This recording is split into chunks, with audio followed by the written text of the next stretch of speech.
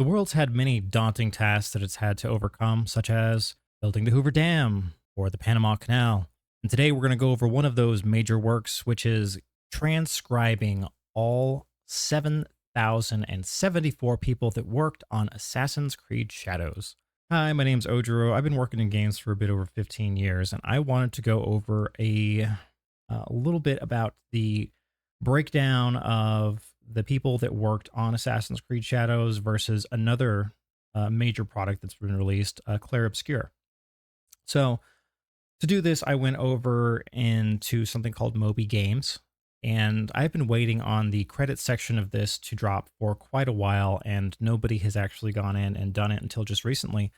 When I noticed, I figured this is a great time to talk about this, especially now that something as popular as Clair Obscur has come out, which is a AA game that is being hailed as probably the best turn-based strategy game possibly of all time. Now, to start out with, just throwing some numbers out there, Assassin's Creed Shadows is supposed to have about 400 core developers that worked on the game. So how do we get from 4,000 or 400 core developers to over 7,000 people in the credits? And that comes from a lot of the support studios. Now, not all 7,000 people that are credited actually worked on the game. They have 615 different thanks roles, which are basically for all these credits, you can kind of put in whoever you want to put in on the role. For example, if I contracted with a studio to perform some kind of service, even if I might have only worked with 5 or 6 people there, I might have to credit that entire team that I contracted out of 10, 15 people, which is the administrative staff as well, in that game. So just keep in mind, a lot of these credits are already bloated, and it is the case for pretty much every game that comes out these days. So when we run some quick math, we look at our 400 people that are working on Assassin's Creed Shadows compared to our support staff of over 6,000. That gives us roughly 16.14 people per core developer. That's a lot of people.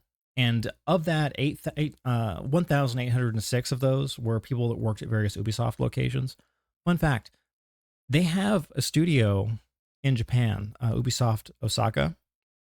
It has 3 people working there. Only one of them is Japanese. So when we were going through a lot of the talk about Assassin's Creed Shadows and how a lot of that architecture seems more Chinese than anything else, they have a huge studio in China and a huge studio, other studios in Asia. But when it comes to Japan, it's just not in the cards for Ubisoft for whatever reason.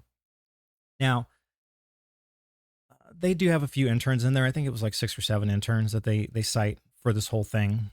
So they worked on it, but not full-time folks. Let's take a look over at Sandfall Interactive with Clair Obscur.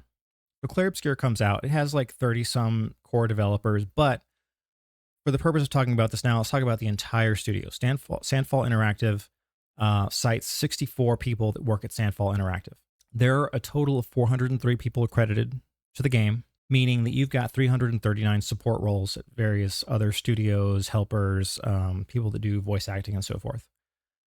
So this gives us a ratio of about, for one person that works at Sandfall Interactive, we have a little over 6.2, close to 6.3 support staff per person. This is not the way it's supposed to go.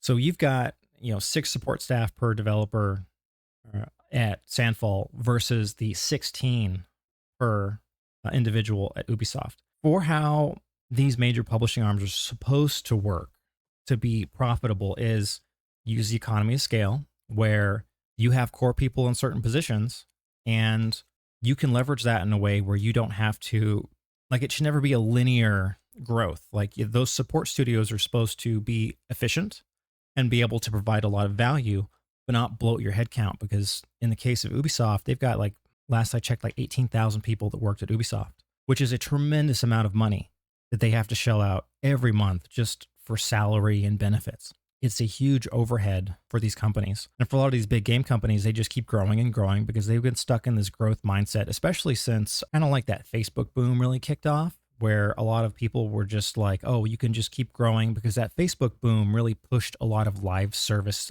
practices into a lot of game companies, where they said, oh, look at how much money Farmville is making. we should just add an in-game store here as well, because that dam had broken and everyone was more okay with doing microtransactions in games. The AC just kicked on. It's crazy hot here right now, so hopefully the audio isn't too bad. If we were to have Ubisoft with a proper economy of scale, maybe we assume that they don't have it quite as low as Clair Obscur, just because they have so many people at Ubisoft that are also attributed to working on Assassin's Creed Shadows that were probably only brought in for a little bit. But the fact that they needed to bring those people in at all kind of speaks volumes to the fact that that game was very poorly planned, very poorly put together. And I'm sure if you were to talk to people that work there, that they would insist, oh, well, there was a lot of planning issues and so forth, because for these large companies, it's hard to get 10 engineers to get on the same page to work, together. It's kind of like herding cats sometimes. But if you were to take 500 engineers and have them do work together, you're going to spend a tremendous amount of time in planning. And a lot of the middle management to keep that going gets exceptionally bloated. It pretty much everywhere. And this is not unique to games. You see it in all sorts of technology companies. And basically nowadays, every company wants to say they're a technology company, and they want to say they're using AI as well to boost up their stock prices. Oh, and for Sandfall Interactive, they also cite 11 interns. So they've got more interns that are credited with working on Clair Obscur for the whole 403 people than all of Ubisoft and their 7,000 people that they reference. Well, I mean, 6,500, if we don't include the thanks where they're like, oh, thank these babies because they were born during the development process. It's none of this is sustainable. These companies, you got Assassin's Creed Shadows that's come out, and immediately they were like, we've got 3 million players, because they didn't want to say sales, because a lot of the people that were playing the game were playing it on their Ubisoft subscriptions. And I have heard from Circana that they were the second best-selling video game so far this year. I actually don't know what the sales are. However, let's just look at Clair Obscur. You had a game come out, very focused, from ex-Ubisoft people that said, hey, I could never make this game at Ubisoft because the bureaucracy at these major companies, and this is an issue not just for Ubisoft, but for all these major game publishers and game companies, had this idea, they believed in it, left Ubisoft, made it, and with this small team, we're able to sell like 2 million copies in a couple weeks at $50. In an era where everyone's trying to get closer and closer to $100 to make up for these terrible management decisions that these places are making, you have this small studio that has made a fantastic product, that is really passionate about what they're doing, that has made it with basically no one compared to a lot of their AAA competitors. What we're seeing from places like Clair Obscur is something that a lot of these other studios should be doing. If you were able to have 60 people working at Sandfall Interactive, they were able to make a game this good and then have the publishing arm come in for the assistance. In theory, of the 1,800 Ubisoft people that worked on this game for Assassin's Creed Shadows, in theory, you should be able to take those teams and say, hey, we're going to spin up 30 small game teams. Just do whatever you want that makes you passionate and let them loose. And even if, let's say, 10% of those games ended up being successful, that would be huge. If you have 10 games that are able to sell multiple millions of copies because they're just kind of given a long leash to do whatever they want, they could do it. But these big companies, they don't operate like that. They are so centralized with their decision making. If you have a team that wants to do something creative, well, let's say everyone agrees that that's a good idea. That means that everyone in these middle management layers and upper management layers needs to peg themselves to that product so that they can justify staying at that company. If you have, like, I've worked at a place before where we were considered, like, they were ramping down our game. And at the end of the game development, it was just me and an artist. And they were like, if you need back-end support, there's a PHP guy over here. Just talk to him and ask for something. And no one cared what we were doing. We just got to do whatever we wanted. As long as we were making money, they were like, I don't know, just do whatever. And we were like, we want to do this feature. This is a Facebook game. So we pushed for, it was like you had a zoo, and we were like, hey, we want to be able to breed animals in the zoo. And they were like, I don't care, do whatever. Like, we don't really care what your game does anymore.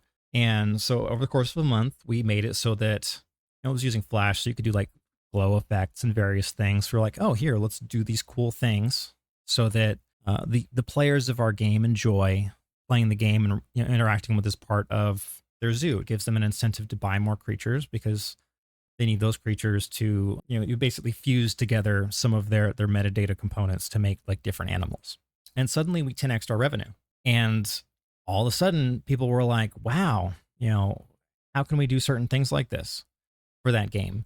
So I got moved on to another game, and they were like, just do that. Like we've already got kind of some plans for it. Just let's do that again over here. And we implemented it. And that was the most valuable feature that I've ever made for any company. It was me. The art was like, it took a day to make the art because it was just the ability to add different locations where you could buy creatures and own them and like decorate. Because those early Flash games were all decorator games, right? It came out and we were making it was like close to $250,000 a day. We made millions of dollars in the first week.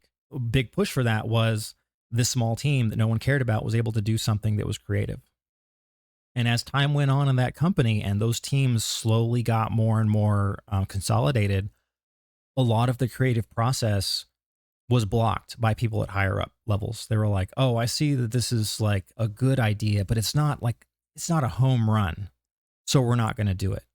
And in this case, we've got Clair Obscur, clear home run, amazing. But if they wanted to do this at a place like Ubisoft, and don't get me wrong, this was going to be the case for pretty much every other big studio working with a publisher. If you had Blizzard and they had some people with a great idea, the people at Blizzard, even if they agree it's a good idea, they're going to suddenly say, okay, let's move hundreds of people onto that project because we need to protect their jobs. They can't be working on these other projects that are a disaster because it's a very big, very poorly run company.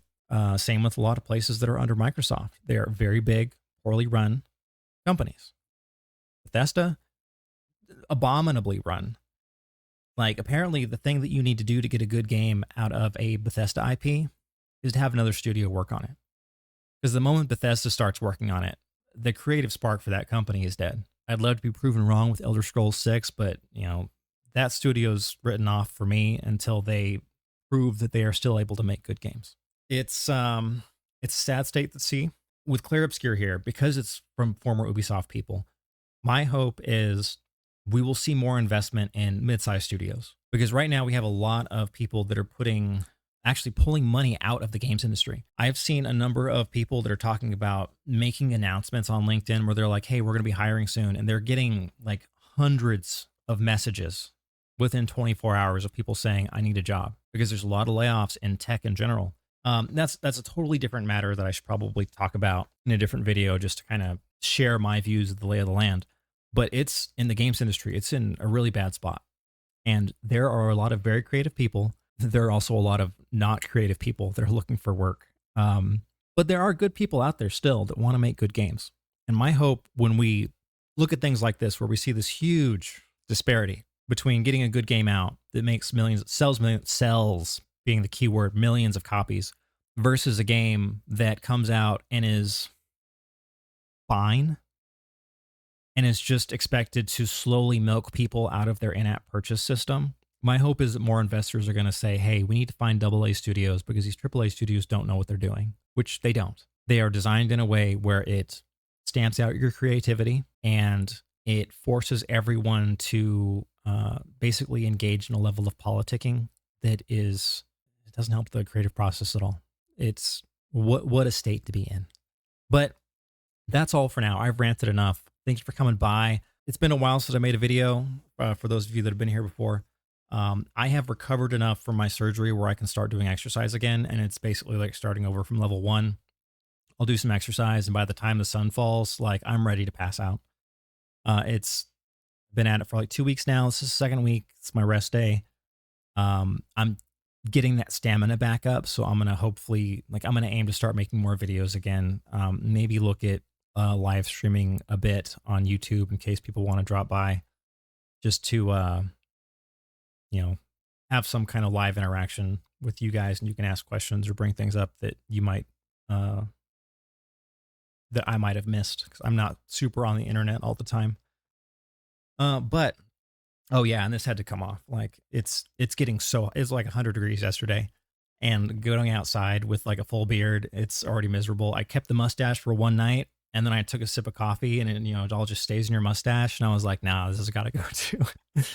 But that is all for today. Thank you so much for your time. And I hope to see you again in a future video. Farewell.